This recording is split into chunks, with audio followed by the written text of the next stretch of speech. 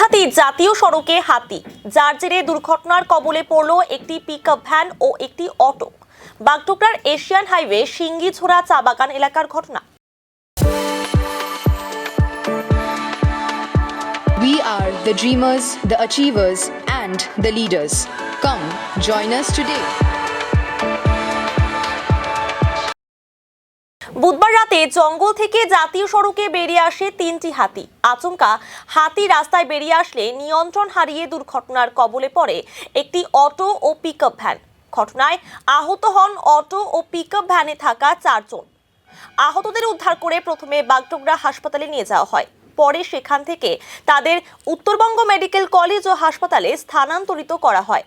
ঘটনার খবর পেয়ে বাগডোগরা বন দফতরের কর্মীরা ঘটনাস্থলে পৌঁছে তিনটি হাতিকে জঙ্গলে ফেরায়। পরবর্তীতে দুর্ঘটনাগ্রস্ত গাড়ি দুটিকে উদ্ধার করে থানায় নিয়ে যায় বাগডোগরা ট্রাফিক গার্ডের পুলিশ। এই বিষয়ে বাগডোগরা বন বিভাগের রেঞ্জার সোনাম ভুটিয়া ফোনে জানান, হ্যাঁ, না, ওখান থেকে 3টা হাতি পারাপার করছিল। 2টা মানে সব, একটা বড় বয়স্ক, একটা সব অ্যাডাল্ট আর একটা বাচ্চা। তো 3টা হাতি পার করছিল। সে সময় আমাদের একটা কিউআরটি টিমও একটু আগে ছিল।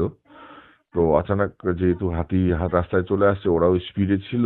একটা অটো দেখছি ওটা মানে পাল্টি খেয়েছে, আর একটা পিকআপটা একটু ওই গাছের মধ্যে বাড়ি মারছে। তো মানে ওরা হাতিকে বাঁচাতে গিয়েও এটাও হয়েছে বলতে পারবো।